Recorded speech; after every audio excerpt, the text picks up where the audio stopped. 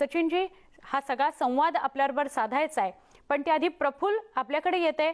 आपण बीडीडी चाळीच्या या पुनर्विकासासंदर्भात आता काही रहिवाशांसोबत जर असाल तर नेमकं सुरुवातीला जाणून घ्यायचंय स्थानिकांचं, रहिवाशांचं, बीडीडी चाळीमध्ये राहणारे जे गेली अनेक वर्ष पुनर्विकासाच्या प्रतीक्षेत आहेत त्यांचं नेमकं म्हणणं काय आहे. आपण या सगळ्याविषयी काय अधिक सांगाल प्रफुल्ल? सुवर्णा, यापूर्वी आपण जर एक गोष्ट लक्षात घेतली पाहिजे की बीडीडी चाळीचा नक्की मुद्दा काय आहे. आता मी बीडीडी चाळीचं जे जांभोरी मैदान आहे त्या मैदानाच्या बाहेर उभा आहे आणि ही बीडीडी चाळ 3 ठिकाणी विस्तारलेली आहे. जवळपास 34 हेक्टरमध्ये हा संपूर्ण एरिया आपल्याला या ठिकाणी पाहायला मिळतो. साधारणतः जर आपण पाहिलं तर 15,000 घरं जी आहेत ती या ठिकाणी आहेत. साधारणतः 1924मध्ये ही इमारत बांधली गेली होती. तेव्हा एल्फिन्स्टन यांनी भारतीय जे कैदी आहेत त्यांच्यासाठी ही जेल बांधली होती. पण स्वातंत्र्याच्या काळामध्ये ही जेल बंद पडून या ठिकाणी जे मिल कामगार आहेत त्या मिल कामगारांना ही घरं जी आहेत ती देण्यात आली होती. वारंवार म्हणजे 1996 पासून या बीडीडी चाळीचा जो मुद्दा आहे तो कायम पुनर्विकासाचा चर्चेत येतो. निवडणुका आल्या की यांची चर्चा होते, पण पुन्हा निवडणुका गेल्यानंतर बीडीडी चाळीचा प्रश्न जैसे तेच राहतो. आता देखील आपण माझ्या शेजारी जर आपण पाहिलं तर बीडीडी चाळीचं दुसऱ्यांदा जे भूमिपूजन आहे ते करण्यात येतं. गेल्या 2 वर्षापूर्वी तत्कालीन मुख्यमंत्री देवेंद्र फडणवीस यांच्या काळामध्ये या ठिकाणी भूमिपूजन जे आहे ते करण्यात आलं होतं आणि आता पुन्हा मुख्यमंत्री उद्धव ठाकरे असतील, राष्ट्रवादी काँग्रेसचे अध्यक्ष शरद पवार असतील यांच्या उपस्थितीत दुसऱ्यांदा आता भूमिपूजन जे आहे ते या इमारतीचं आता होतं आहे. खऱ्या अर्थाने जे प्रश्न आहेत की आम्हाला घर कधी मिळणार, कसं मिळणार, किती स्क्वेअर फूटचं मिळणार, हा मुद्दा कायम बीडीडी चाळीचा पुनर्विकास करताना या ठिकाणी चर्चेला गेला आणि त्यावरनं वेगवेगळे वाद देखील होत आले. म्हणून हा संपूर्ण विषय जो आहे तो कायम चर्चेत राहिलेला आपल्याला दिसतो. आपल्यासोबत बीडीडी चाळी संघर्ष समितीचे काही सदस्य आहेत, त्याचबरोबर एकात्म समितीचे सदस्य आहेत आणि रहिवासी देखील आहेत. आपण त्यांच्याशी नक्की चर्चा करणार आहोत की आत्ता सध्या तुमची मागणी काय. बिगर राजकीय समितीतर्फे बीडीडी चाळींचा सुयोग्य विकास व्हा, पुनर्विकासाला आमचा निश्चित पाठिंबा आहे. कारण या बीडीडी चाळीमध्ये लोकांच्या 3 पिढ्या गेल्या, लोक किचत पडलेत, त्यांना नवीन घर हवं आहे. ते योग्य रीतीने सरकारने द्यावं आणि यात चांगल्या तऱ्हेने पुनर्विकास करावा. बिगर राजकीय समिती आमची जी आहे ती याच करता त्याचा पाठिंबा आहे की चांगल्या तऱ्हेने आपण विकास करावा. चांगल्या तऱ्हेने विकास करावा म्हणजे काय करावं, कशा पद्धतीने या ठिकाणी घर तुम्हाला अपेक्षित आहे. शासनाने आता सांगितलंच ना की बाबा आम्ही आज हा विकास करणाऱ्या 500 स्क्वेअर फीटचं घर तर देणारच आहेत आम्हाला. मग त्या 500 स्क्वेअर फीटचं घर दिलंय म्हटल्यानंतर अतिशय चांगलंच आहे ना. मुंबईसारख्या ठिकाणी बीडीडी चाळीमध्ये आता आम्ही 180 फुटाच्या घरामध्ये जे राहतोय, मग 500 स्क्वेअर फीटच्या घरामध्ये गेल्यानंतर निश्चितच मुलांनाही आनंद. म्हणजे जे काही एक कुटुंब, काही जणांची ह्या घरामध्ये 2-2 कुटुंब राहतात, मग ती 2 कुटुंब सुखाने नांदू शकतील ना. प्रत्येकाला स्वतंत्र बेडरूम मिळेल, त्याप्रमाणे प्रत्येकाला स्वतंत्र जिथे अभ्यास करण्यासाठी जी खोली असते ती खोली स्वतःला स्वतंत्र मुलांना मिळेल. शौचालयाची वेगळी स्वतंत्र होईल. कारण आता ह्या सध्याच्या परिस्थितीमध्ये कोरोनाच्या काळामध्ये अत्यंत ह्या बीडीडी चाळीतल्या लोकांना त्रास झाला होता की ज्या बीडीडी चाळीमध्ये एखाद्याला जर कोरोना झाला असेल तर त्या चाळीतली एका मजल्यावरची जी 20 घरं आहेत ती कोऑपरेटिव्हने आम्ही सांगत होतो. ज्याच्या घरामध्ये कोरोना झाला त्याला एक संडास आम्ही वापरायला देत होतो. मग अशा परिस्थितीत सांगू शकत नाही ना. तुमच्या मागण्या या आहेत, पण खऱ्या अर्थानं सरकारने तुमच्याबरोबर बोलणी केली आहे किंवा या ठिकाणी सरकार म्हणतंय का की आम्ही तुम्हाला एवढं घर देऊ, तसा करार देखील केला आहे का, तसा GR देखील निघाला आहे का? नक्कीच उद्या होणाऱ्या भूमिपूजनाचं आम्ही स्वागत करतो बिगर राजकीय समितीतर्फे. सरकारने निश्चितच रहिवाशांना विश्वासात घेतलंच असेल आणि उद्याचा निर्णय घेतला आहे भूमिपूजनाचा. सरकारला आमचा अजिबात विरोध नाही आहे. सरकारने जो काही निर्णय घेतला रहिवाशांसाठी आनंदाचा क्षण आहे आणि हा चांगलाच निर्णय आहे सरकारचा निर्णय. उद्या होणाऱ्या भूमिपूजनाला रहिवाशांचा नक्की तुम्हाला किती घर सरकार देणार आहे या संदर्भातली सरकारने तुमच्याशी काही चर्चा केली आहे का? मी मोहन रामचंद्र मामुनकर, अध्यक्ष बिगर राजकीय समिती. ज्यावेळेस हा विषय आमच्यासमोर आला तर आम्ही म्हाडामध्ये सर्व आमचे कमिटी मेंबर गेलो, तिकडच्या अधिकाऱ्यांजवळ चर्चा केली आणि त्यांनी आम्हाला स्पष्ट सांगितलं की सरकारने ठरवलं आहे 500. आम्ही म्हणालो 500 म्हणजे काय, तर 500 कार्पेट म्हणजे जवळजवळ 700 बिल्टअप होऊ शकतो. अशा पद्धतीने आम्हाला त्यांनी मार्गदर्शन केलं आणि आम्ही रहिवाशांपर्यंत जाऊन आता ती बातमी सरळपणे सांगत आहोत. एक सर्वात महत्त्वाचा विषय आहे की आपण बीडीडी चाळीचा जर संपूर्ण परिसर पाहिला तर या ठिकाणी एक कुटुंबासारखी सर्व चाळीतली लोक या ठिकाणी राहतात, सण साजरे करतात. त्याचबरोबर मुलांना खेळण्यासाठी वेगवेगळी मैदानं आहेत, शाळा इथं जवळच आहे. अशा सर्व सुविधा ज्या आहेत त्या पुनर्विकासात मिळाव्या अशी अपेक्षा आहे का? नक्कीच. ह्यापूर्वी पण जे काही लोकांच्या मागण्या आहेत त्या पद्धतीने सरकारने त्यांचे जे ठरलेलं आहे त्या पद्धतीने मिळतील अशी आमची अपेक्षा आहे. सगळ्याच दृष्टीने म्हणजे मुलांच्या खेळायच्या दृष्टीने मैदानं पण व्यवस्थित त्याच जागी किंवा त्याच्यासाठी जे काही त्यांनी ऑप्शन निवडले असतील, शिक्षणाच्या दृष्टीने किंवा हॉस्पिटलच्या दृष्टीने पण जर इथे काही अजून काही डेव्हलपमेंट करण्यात आलं तर ते सरकार नक्कीच त्याचा म्हणजे विचार केला जाईल. आणि आम्हाला सगळं सरकारचं जे काही आहे ते सगळं मान्य आहे. आम्ही स्थानिक रहिवासी हे समितीचे असले तरी आम्ही इथले रहिवासी म्हणून सरकारचं स्वागत करत आहोत. आम्ही या प्रोजेक्टला तयार आहोत. तुम्ही समितीत देखील आहेत आणि अनेक वर्ष बीडीडी चाळीमध्ये राहायला देखील आहेत. साधारणतः सगळेजण एकत्रपणे सण साजरे करतात. अशाच पद्धतीच्या सवलती ज्या आहेत त्या तुम्हाला या संपूर्ण नवीन इमारतीमध्ये मिळतील अशा अपेक्षा देखील तुमची असेलच. साधारणतः कशा पद्धतीने हे सगळं जीवन जे आहे ते आजपर्यंत तुम्ही जगत आला आहेत बीडीडी चाळीमध्ये? बीडीडी चाळीमध्ये जीवन हे खूप म्हणजे चांगल्या पद्धतीनेच आम्ही जगत आलो आहे. सगळेजण एकत्र सण साजरे केले आहेत, एकत्र आम्ही खेळलो आहे, बागडलो आहे. पण आता आमची पिढी राहिली, पण आता नेक्स्ट पिढी राहीलच असं नाही आहे. त्याच्यामुळे ही पुनर्बांधणी ही व्हायलाच पाहिजे आणि झालीच पाहिजे. बीडीडी चाळीच्या पुनर्वसनाचा एक मुद्दा जो आहे की घर मिळालंच पाहिजे. पण दुसरा देखील अत्यंत महत्त्वाचा मुद्दा आहे की या ठिकाणी जवळपास 5-5,500 दुकानं देखील आहेत. या दुकानांचा कायम प्रश्न असतो की यांचा जे व्यापारी गाळे आहेत ते कशा पद्धतीने बांधले जाणार आणि ते कसे दिले जाणार, हा देखील महत्त्वाचा विषय कायम राहिलेला आहे. त्याविषयी सरकारने काही सांगितलं आहे का? याविषयी सरकारने असं सांगितलं की जे व्यावसायिक गाळे आहे त्यांना तर त्यांच्या ह्याच्याप्रमाणे मिळणारच आहे व्यावसायिक. आणि राहिला प्रश्न बाकीच्या स्टॉल धारकांचा तोही चर्चातूनच सोडवला जाणार आहे सरकारच्या ह्याच्यात निमित्ताने. तुमची काय अपेक्षा आहे? कशी बीडीडी चाळ कशी असावी? बीडीडी चाळ आज म्हणजे आमचं आयुष्य गेलं. म्हणजे माझा जन्मच झाला बीडीडी चाळीमध्ये. तर 160 स्क्वेअर फीटमध्ये राहताना आम्ही ज्या यातना भोगल्यात ते आता तरी दूर व्हाव्या असं आम्हाला एक आता वाटते आम्हाला. आणि जेव्हा 500 चौरस फुटाच्या कार्पेटच्या घरात आम्ही जाऊ तर आम्हाला तिथेही चांगल्या सोयीसुविधा मिळाव्या अशी आमची अपेक्षा आहे आणि सरकार ती पूर्ण करेल असे आम्हाला वाटते. साधारणतः 1996ला पहिल्यांदा बीडीडी चाळीच्या पुनर्विकासाचा मुद्दा समोर आला. आता जवळपास 20-25 वर्ष या ठिकाणी झाली. वारंवार आश्वासनं होतात, उद्घाटनं होतात, भूमिपूजनं होतात, पण मार्गी काही लागत नाही आहे. सतत काय कारण असतील की बाबा हे मार्गी का लागत नाही आहे? आता यामध्ये गेल्या वेळेला युतीच्या सरकारने या ठिकाणी भूमिपूजन केलं होतं. सरकार बदललं, त्यानंतर 2 वर्ष कोरोना काळामध्ये वाया गेली. आता आम्हाला ह्या महाविकास आघाडी सरकारवर पूर्ण विश्वास आहे की ज्या तऱ्हेने त्या लोकांनी पावलं उचललेली आहेत, स्वतः वरळी विधानसभेचे आमदार आणि पर्यावरण मंत्री ज्या तऱ्हेने त्यांनी स्वतःचं एक स्वप्नवत असं हा प्रकल्प आहे असं त्यांनी जाहीर केलेला आहे. त्याचबरोबर जितेंद्र आव्हाड साहेब आणि बाळासाहेब थोरात हे सर्व म्हणजे तिन्ही पक्ष मिळून या प्रकल्पाच्या मागे असे आहेत की हा प्रकल्प झाला पाहिजे, इथल्या रहिवाशांच्या समस्या सुटल्या पाहिजेत, 3 पिढ्यांचा जो संघर्ष आहे तो यावेळेला संपला पाहिजे. याने हे महाविकास आघाडी संपूर्णतः प्रयत्नशील आहे आणि या विकास कामाला कोणताही निधी कमी पडणार नाही असं सरकारतर्फे आश्वासित केलं गेलं आहे, म्हाडातर्फे आश्वासित केलं गेलं आहे. आम्ही म्हाडाचे CEO जे आहेत मसे साहेब त्यांच्याशी चर्चा करून या अनेक बाबींवर चर्चा केली, अनेक प्रश्न त्यांना विचारून आम्ही भंडावून सोडलं. त्यांनी त्याची योग्य ती उत्तरं दिली आणि आम्ही रहिवासी म्हणून त्यांच्या उत्तरांनी समाधानी आहोत. आदित्य साहेबांनी काल व्हिजिट केली, त्यांनी काही प्रश्नांची उत्तरं दिली की कसा लवकर हा प्रकल्प होणार आहे, किती लवकरात लवकर याचा विकास होणार आहे आणि ह्या चाळी कशा पूर्ण केल्या जातील हे त्यांनी सांगितलं. त्यांचा जो शब्द आहे तो विश्वासक 25-30 वर्ष घोषणा करून झाल्या असतील, वारंवार सरकारने भूमिपूजन देखील केली असतील, पण आता आपण आशा करूया की हे भूमिपूजन झाल्यावर कुठेतरी कामाला सुरुवात होईल. पण साधारणतः एकूण तुम्ही जे चाळीचे रहिवासी आहेत साधारणतः काय अपेक्षा करतात की बाबा हे घर जेव्हा जाईल त्यानंतर आमचं घर नवीन जे आहे ते एवढ्या कालावधीमध्ये या ठिकाणी यायला पाहिजे? शासनाने सांगितलंच आहे ना की आता की 5.5 वर्षामध्ये हा प्रकल्प पूर्ण होणार आहे. आणि हा प्रकल्प पूर्ण होताना कालच जितेंद्र आव्हाडांनी ज्यावेळेला ढिला रोडला पण घेतलं आणि कालही त्यांनी सांगितलं की तुम्हाला आम्ही प्रतिज्ञापत्र देणार आहोत, म्हणजे तुम्ही ज्या ह्याच्यामध्ये जाणार ट्रान्झिट कॅम्पमध्ये त्या जाणार तिथेही तुम्हाला देणार आहोत आणि तुमच्या नवीन बिल्डिंगमध्ये तुम्ही जाणार आहोत त्याचाही तुम्हाला प्रतिज्ञापत्र शासनाकडनं मिळणार आहे. हे कालही आवाडाने आदित्य साहेबांनी पण तसंच सांगितलेलं आहे.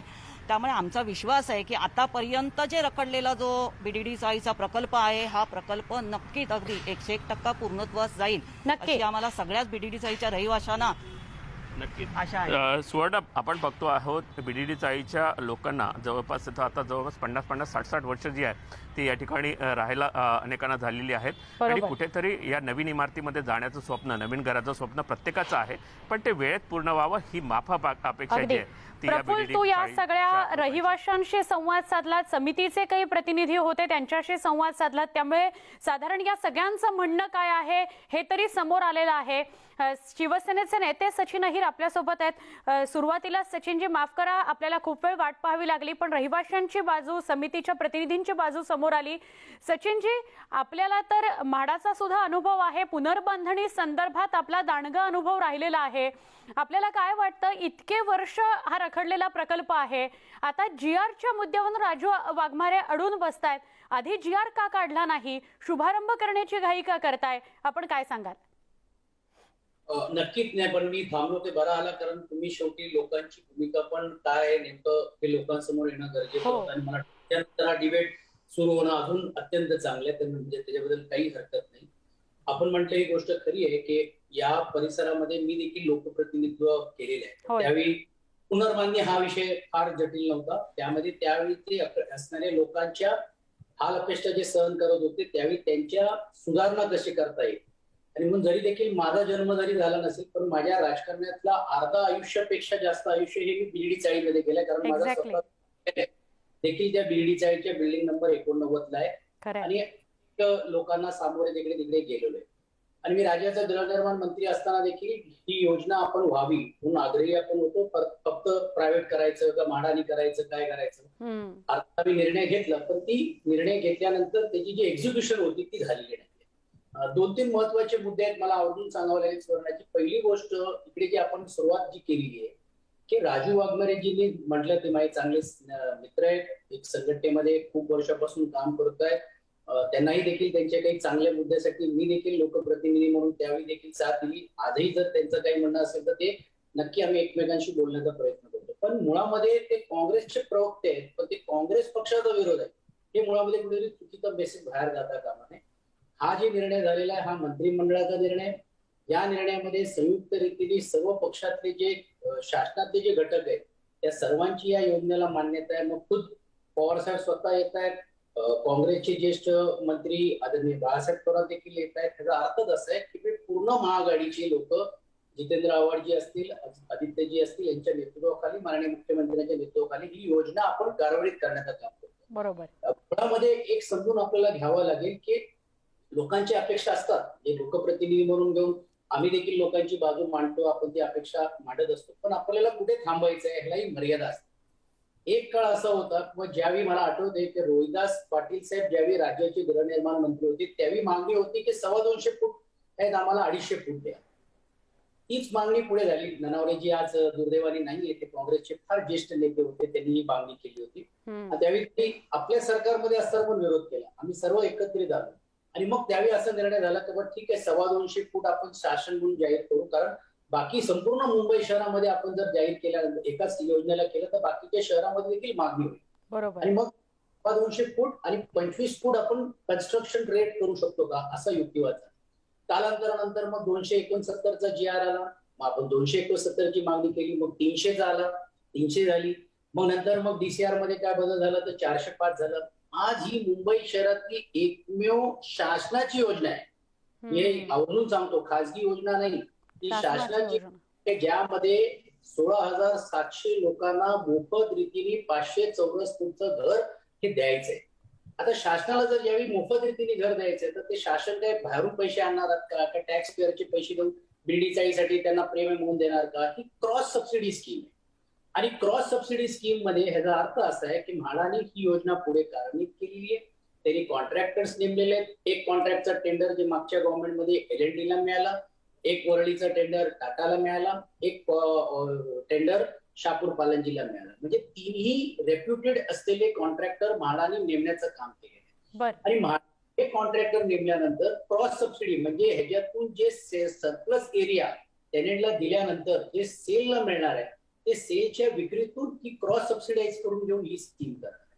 दुसरी गोष्ट अजून मला हेही सांगायचंय की म्हाडा विकणार आहे म्हणजे प्रायव्हेट सारखं विकता येत नाही, कारण म्हाडाच्या रूल्स रेग्युलेशन आहेत की आपल्याला मुंबई शहरामध्ये म्हाडा ही एकमेव अशी एक संस्था आहे की ज्यामध्ये आपण काही जरी असलं तरी परवडणारी घरं ही आपण म्हाडाच देऊ शकते, कारण आपल्याला लँड कॉस्ट 0 मिळतं. बरोबर ही आपल्याला सिलेक्टेड प्राइसेस मध्येच आपल्याला विकता येईल.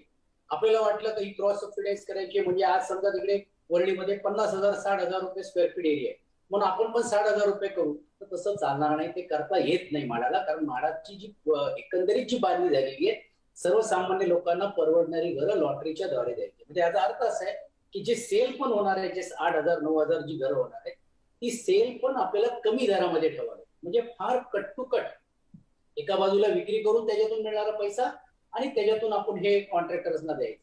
मुळामध्ये पहिली जी सुरुवात जी म्हाडा करणार आहे ते स्वतःतल्या पदरात ते पैसे म्हाडा गुंतवणूक करणार आहेत आणि त्याच्यामध्ये हे रिहॅबचं काम सुरू करणार आहे आणि सायमल्टेनियसली एका बाजूला सेलचा करून घेऊन मग जाहिरातीच्या माध्यमातून लोकांचे ड्रॉ बी करून घेऊन जे काय असतील त्याच्यातून ते उत्पन्न जे किंवा पैसे मिळतील त्याला क्रॉस सबसिडी करण्याचं काम करतात. नक्की. आणि म्हणून काही लोक जी मागणी करतायत 500 जेवढी आता आम्हाला 600 द्या 700 द्या, आपण सर्वजण एकत्र होतो ना.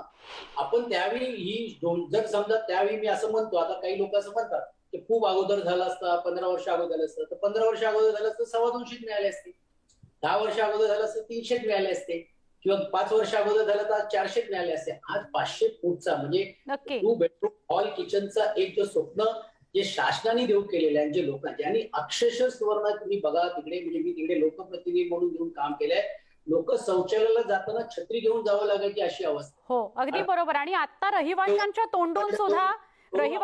तोंडून सुद्धा आपण तेच ऐकलंय की आम्ही सगळेजण आता खुश आहोत. पण राजू वाघमारे सुद्धा आपल्याबरोबर जोडले गेलेले आहेत. राजू वाघमारे काँग्रेसचे प्रवक्ते जे असं म्हणतायत की GR काढणं नितांत गरजेचं आहे आणि ती त्यांनी मागणी लावून धरलेली. राजूजी, या कार्यक्रमामध्ये आपलं स्वागत. आपल्याशी संवाद साधायचा आहे, आपली भूमिका जाणून घ्यायची आहे. सचिनजी, मला कल्पना आहे आपलं बोलणं अर्धवट राहिलं, आपल्याशी सुद्धा बोलते. एक छोटासा ब्रेक घेऊन लगेच भेटूया. पहा फक्त न्यूज 18 लोकमत. BDD चाळींच्या पुनर्विकासासंदर्भात आपण बोलतो आहोत. शिवसेनेचे नेते सचिन अहिर आपल्यासोबत आहेत आणि काँग्रेसचे प्रवक्ते राजू वाघमारे सुद्धा आपल्यासोबत आता जोडले गेलेले आहेत. राजूजी, मी आपल्याकडेच येईन. थेट प्रश्न विचारते की GR संदर्भात आपण इतके आग्रही का आहात? सगळ्यात महत्त्वाचा मुद्दा म्हणजे GRच्या आग्रहाची आपली वैयक्तिक मागणी आहे, समितीमार्फत आपण मागणी करताय की काँग्रेसचे प्रवक्ते म्हणून आपली ही मागणी आहे? आपल्या माहितीसाठी सांगतो, गेली 7 वर्ष BDD चाळी रहिवाशांचा लढा आम्ही लढतोय. होय. अखिल BDD चाळी सर्व संघटनांच्या एकत्रित संघाचा मी अध्यक्ष म्हणून काम करतोय. मी इकडे काँग्रेसचा प्रवक्ता म्हणून बसलेलो नाहीये या BDD चाळीच्या विषयावर. नक्की. मी एक रहिवाशी आणि अध्यक्ष या नात्याने मी रहिवाशांची बाजू मांडतोय. आम्ही ज्या मागण्या मांडतोय या मागण्या काही आज मांडलेल्या नाहीयेत.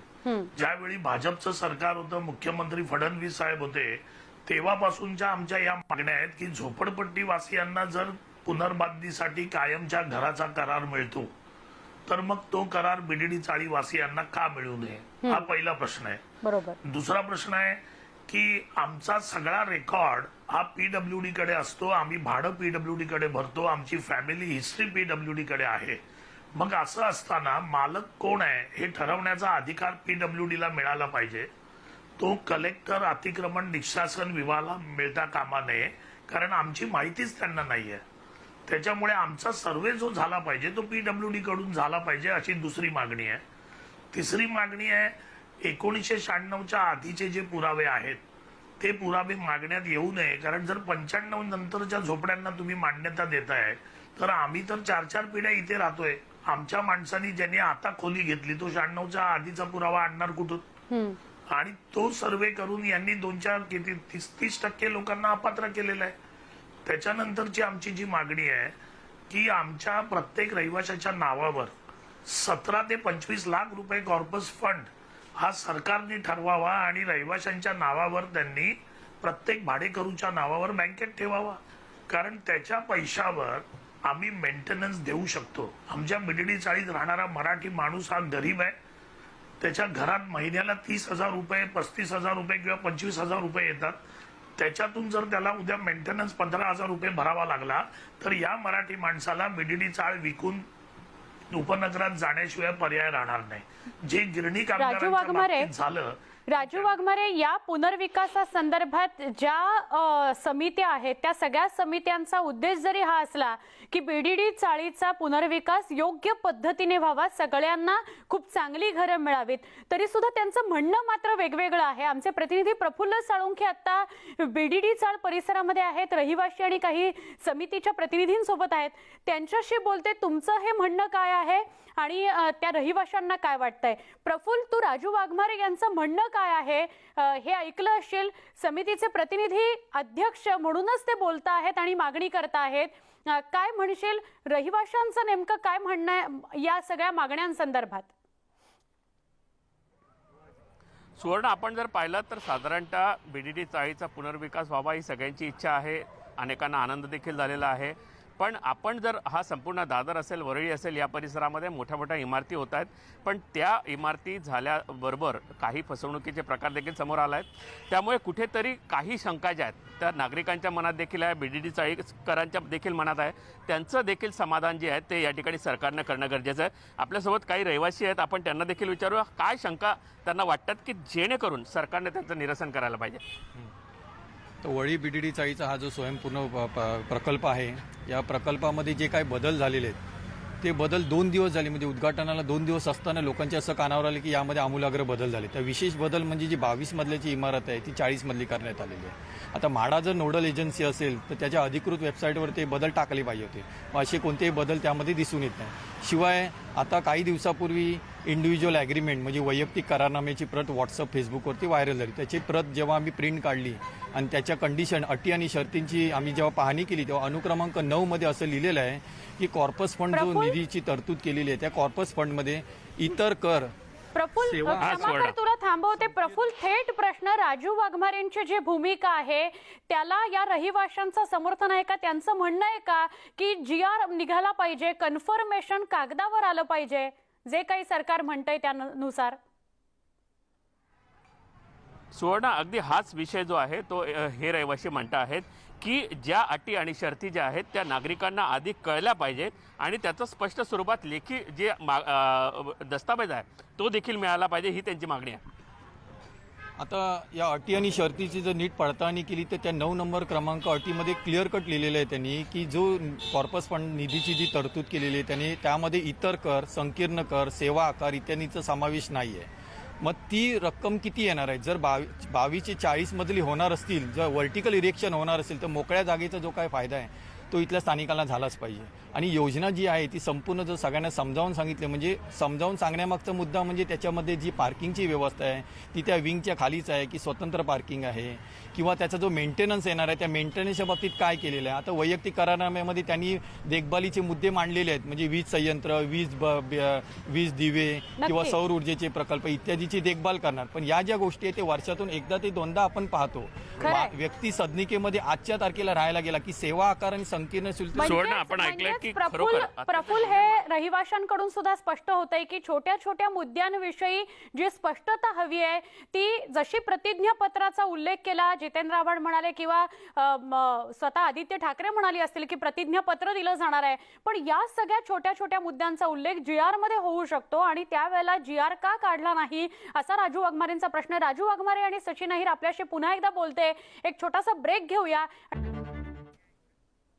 पुनर्विकास आणि राजकारण या कार्यक्रमामध्ये स्वागत. शिवसेनेचे नेते सचिन अहिर आपल्यासोबत आहेत आणि राजू वाघमारे सुद्धा आपल्याबरोबर आहेत, ज्यांच्याशी आपण या सगळ्याविषयी बोलतो आहोत. सचिनजी, राजू वाघमारेंनी पहिलेच स्पष्ट केलं की मी काँग्रेसचा प्रवक्ता म्हणून इथे कार्यक्रमात सहभागी नाही, तर कृती समितीचा अध्यक्ष म्हणून या कार्यक्रमामध्ये सहभागी आहे. मग थेट प्रश्न सचिनजी आपल्याला की इतक्या मायन्यूट गोष्टींवर आणि इतक्या मोठ्या इतिहासानंतर जर पुनर्बांधणी किंवा पुनर्विकासाचा विषय महाविकास आघाडी पुढे नेत असेल आणि 1 तारखेला जर त्याचा शुभारंभ होत असेल तर त्याआधी GR का काढला गेला नाही? सचिनजी.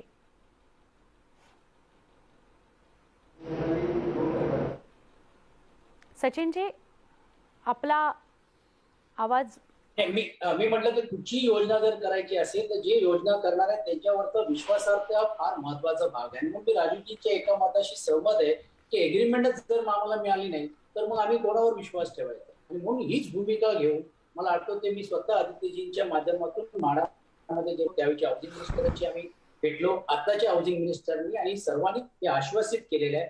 आणि आपल्या चॅनलच्या माध्यमातून मी आश्वासित करू इच्छितो की एग्रीमेंट दिल्याशिवाय कोणालाही आम्ही घर खाली करा असं म्हणायला पण जाणार नाही किंवा कोणालाही बळजबरीने किंवा जबरदस्तीने आम्ही करणार नाही. हा झाला एक मुद्दा.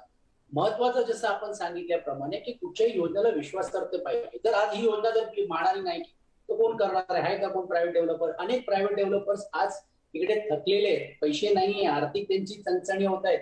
लोकांना बेघर केल्या, घर भाडा दिल्यानंतर 3-3, 4-4 वर्ष झाले भाड्या होत नाही. ही योजना आज किमान 10 ते 15,000 कोटी रुपयाची योजना आहे. आणि म्हाडा ऍज अ गव्हर्नमेंट म्हणून ते स्वतःचे पदरातले पैसे पहिले टाकून ह्या जसं मी अगोदर उल्लेख केल्याप्रमाणे क्रॉस सबसिडाईज करून करतोय. म्हणून हे विश्वासार्ह. आणि कोण करतोय? आज राज्याचे मुख्यमंत्री आदरणीय उद्धवजी आहेत, आज महाआघाडीचं सरकार आहे आणि इकडचे लोकप्रतिनिधी स्वतः मंत्री आहेत आणि आदित्यजींच्या माध्यमातून. आणि त्यांनी याच्यामध्ये पुढाकार घेतलाय कारण डिळा रोड आणि वरळीतले सर्व हे त्यांचे मतदार आहे. म्हणजे उद्या कोणाला जर काय झालं तर मतदार या नात्याने ते त्याला जाब विचारू शकतात, तो त्यांचा अधिकार आहे. राहिलं जे आपण त्यांनी जे 2-3 मुद्दे मांडले की जिकडे कॉर्पोरेट फंड आहेत, आपण ही जसं म्हटलं की ही सेल्फ डेव्हलपमेंट स्कीम आहे गव्हर्नमेंट म्हणून घेऊ. आपण प्रायव्हेट सारखं डेव्हलपमेंट किंवा प्रायव्हेट सारखं आपण इकडे एरियामध्ये पाहिजे तेवढे रेट फिटू शकतो असं नाही. म्हणून म्हाडाच्या माध्यमातून आपण फार बारकाईने विचारपूर्वक करून ते किमान 10-15 वर्ष ते आपण मेंटेन केलं पाहिजे. वाघमारेजी बोलले ही गोष्ट पण खरी आहे की पुढे काय त्याची चर्चा होऊ शकते, पण आज त्याची चर्चा न होता डायरेक्ट ती घरं होईल तेव्हा होईल नंतर. नक्की. सचिनजी, तुमचा मुद्दा विश्वासार्हता हा शब्द मी राजू वाघमारेंकडे घेऊन जाते. राजू वाघमारे, आपलंच सरकार पुनर्विकास करतं आहे, त्याचा शुभारंभ आहे 1 तारखेला. मग असं असताना GR साठी आपण इतके अडून का आहात? आपला विश्वास नाही का आपल्याच सरकारवर? राजू वाघमारे आपल्यासोबत आहेत, जे GR संदर्भात मागणी करत आहेत. सचिन अहिर सुद्धा आहेत. सचिन अहिर म्हणतायत की राजू वाघमारे यांनी जे मुद्दे उपस्थित केलेले आहेत त्याच्याशी मी पूर्ण सहमत आहे. आता जोडले गेलेले आहेत राजू वाघमारे. राजूजी, आपण सांगाल, आपलंच सरकार जर पुनर्विकास करतंय, 1 ऑगस्टला त्याचा शुभारंभ आहे, मग आपण GR संदर्भात पुन्हा इतके आग्रही का आहात? पुन्हा तोच प्रश्न. नाही, कसं आहे बघा, पुनर्विकासाला आमचा विरोध नाही आहे. आणि दुसरी गोष्ट अशी की सरकार करतंय म्हणून तर आम्ही उद्या निदर्शनं करणार नाही आहोत. आम्ही आंदोलनाची भूमिका घेतलेली नाही आहे. आमच्या वरिष्ठ नेत्यांनी, म्हणजे मग आमचे नाना पाटोळे असतील, महाराष्ट्राचे लाडके मुख्यमंत्री उद्धवसाहेब ठाकरे असतील, या पूर्ण देशाचे नेते आदरणीय शरदचंद्रजी पवार साहेब असतील, यांच्या तिघांची भूमिका सकारात्मक आहे. यांनी आश्वासन दिलेलं आहे की तुमच्या मागण्या आम्ही मान्य करून देऊ. आणि त्या आश्वासनाच्या जोरावर आम्ही आता वाट बघतोय की उद्घाटन करा तुम्ही, पण उद्घाटनानंतर आमच्या रहिवाशांच्या हातामध्ये कायदेशीर ॲग्रीमेंट्स आल्या पाहिजेत, कायदेशीर GR आले पाहिजेत की ज्याच्याकडून माझ्या BDD चाळीतील रहिवाशी अगदी निश्चिंत होईल त्याचं घर खाली करताना. कारण गेल्या 5 वर्षामध्ये भाजपच्या काळामध्ये इतके नियम बदललेत, इतक्या गोष्टी बदलल्यात आणि BDD चाळीच्या रहिवाशाला कुठेतरी असं सगळ्यांना वाटतं की आम्हाला इथून फसवून जर आम्ही आमचा विभाग सोडला सरकारचा ऐकून आणि आमच्या हातामध्ये जर कायदेशीर पेपर नसतील तर परत वरळी, नायगाव आणि डिला रोडला आम्हाला घरं मिळणार नाहीत. अगदी ही बरोबर आहे. आमची स्पष्ट भूमिका आहे. त्याच्यामुळे सरकार कोणाचंही असेल तरी सुरुवातीपासून माझी मागणी हीच राहिलेली आहे, भाजपच्या काळात पण, की आपल्या हातामध्ये कायमच्या घराची ॲग्रीमेंट आणि इतर सर्व GR जोपर्यंत आपल्या हातामध्ये सरकार देत नाही तोपर्यंत आपण घर सोडायचं नाही. नक्की मागणी राजू तेव्हाही वाघमारे आता बोलताना सचिन अहिर पण तेच म्हणत होते की शुभारंभ जरी पुनर्विकासाचा आम्ही करत असलो, या कार्यक्रमाचा आम्ही करत असलो, तरी सुद्धा अग्रीमेंट्स दिल्याशिवाय कुणालाही घरातून बाहेर काढलं जाणार नाही. सचिन अहिर शिवसेनेचे नेते जे गेली अनेक वर्ष या सगळ्याचा पाठपुरावा करतायत, ते स्वतः न्यूज 18 लोकमतवर हे आश्वासित करतायत. तुम्हा दोघांशी पुन्हा एकदा सविस्तर या सगळ्या संदर्भात बोलते, मात्र कार्यक्रमात ब्रेकची वेळ झालेली आहे आणि ब्रेकवर जाताना एक मात्र पुन्हा आठवण करून देते की जे रहिवासी काही क्षणापूर्वी आपल्याशी बोलत होते, बीडीडी चाळीत राहणारे रहिवासी होते, तेही हेच म्हणत होते की अगदी 2 दिवसापूर्वीपर्यंत वेगवेगळे बदल आमच्या कानावर येतात आणि मग हातात पेपर्स नाहीत किंवा हातात GR नाही, त्यामुळे आम्हाला फक्त या IQ गोष्टींवर अस्वस्थ होण्याशिवाय काही पर्याय नसतो आणि म्हणून GR आणि प्रतिज्ञापत्र किंवा अग्रीमेंट्सची गरज आहे, असं रहिवाशांचं सुद्धा म्हणणं होतं. एक छोटासा ब्रेक, पुन्हा भेटू. पहा फक्त न्यूज 18 लोकमत. बीडीडी चाळीच्या पुनर्विकासाविषयी आपण बोलतोय, पण मुंबईमध्ये अनेक पुनर्विकासाची कामं रखडलेली आपण पाहिली आहेत आणि अशा वेळेला भाडेकरूची अवस्था ना घरका ना घाटका अशी होऊन जाते, तो नाडला जातो पुरता. सचिन अहिर, म्हणूनच आपल्याला हा प्रश्न आहे, जरी आपण विश्वासार्हता असं म्हणत असलात किंवा तो शब्द वापरत असलात, तरी सुद्धा त्या भाडेकरूचा विचार करून, त्या राहणाऱ्या रहिवाशाचा विचार करून आधी GR काढता आला असता, आधी अग्रीमेंट्स करून घेता आली असती आणि मग दणक्यात शुभारंभही होऊ शकला असता. असा विचार का नाही सरकारकडून झाला? शासन कधीही ज्यावेळी भूमिपूजन करतो त्यावेळी कुठच्याही प्रकारे सर्व पूर्व परवानग्या घेऊनच करतो. सर्व परवानगी आपले झालेले. जे वाघमारेजी बोलले त्या मताशी मी सहमत आहे की ज्या GR निघाले पाहिजे त्या GR ची पण शेवटी मान्यता झाली. उद्या माननीय मुख्यमंत्री त्यांच्या तोंडातून या सर्व गोष्टीची घोषणा करतात. राहता राहिला विषय जे रहिवाशी म्हणतायत, मी परत एकदा सांगतो की एग्रीमेंट दिली जातील, एग्रीमेंट दिल्याशिवाय त्यांना तिकडे खाली करायची भूमिका शासनाची नाही. त्यांना ज्यावेळी मेंटेनन्ससाठी जे आपण म्हणतो तेही केलं जाईल. PWDने हे आता पात्र आणि अपात्र केलं पाहिजे, तेही आम्ही तरतूद करण्याचा प्रयत्न आम्ही करणार आहोत. तेही आम्ही लगेच त्याची ऑर्डर्स काढण्याचं काम करू का ज्यावेळी होईल. आपण आता त्यामध्ये विशेष बाब करून 2011 पूर्ण रीतीने आपण तो जो डेडलाईन आहे तो आपण इथपर्यंत आपण करण्याचा काम आपला 2021 ही जी 2020 ची 31 डिसेंबर पर्यंत जी आहे ती तारखेपर्यंत आपण सर्वांना पात्र करण्याचं काम केले. नक्की जे म्हणतायत की जे अगोदरचे 1972 जे आहेत ते आपोआप रद्द होतील, पण त्याच्यात त्याला शुद्धीकरण पाहिजे असेल तर तेही खुलासा आम्ही करू. आता बीडीडीच्या बाबतीत जे रहिवाशी बोलले किंवा काही बदल झाले, आपण एक लक्षात घ्यायला पाहिजे की ही योजना 7 वर्षाची ही पहिली फेजची योजना होती. म्हणजे 2 फेज 3 फेज होईपर्यंत 14 वर्ष लागतील. नक्की पण आपल्याला थांबवावं लागतंय कारण वेळ माझ्याकडे अगदी कमी आहे. आपण खूप निश्चिंत राहा असं सांगता आहात सचिनजी. राजू वाघमारे, मी आपल्याकडे येते. शेवटची कमेंट मला आपल्याकडनंच हवी आहे. जर एवढं आश्वासन सचिनजी देत आहेत आणि सरकारकडूनही मिळतंय तर आपण समाधानी आहात का? घर मिळणार आहे, घराला घर देण्याची भूमिका आपल्याला नाही कसं आहे, एक गोष्ट लक्षात घ्या, माझ्या बीडीडी चाळीतले जे रहिवासी आहेत त्यांच्याकडे आता राहायला असलेलं घर ही एकच प्रॉपर्टी आहे आणि त्या प्रॉपर्टीवर कोणाच्या आश्वासनावर बिना कागदपत्राचं त्यांनी घर सोडावं या मताचे ते पण नाही आहेत आणि मी पण नाही आहे. त्याच्यामुळे हातामध्ये कायदेशीर अग्रीमेंट सगळे GR पडले पाहिजेत.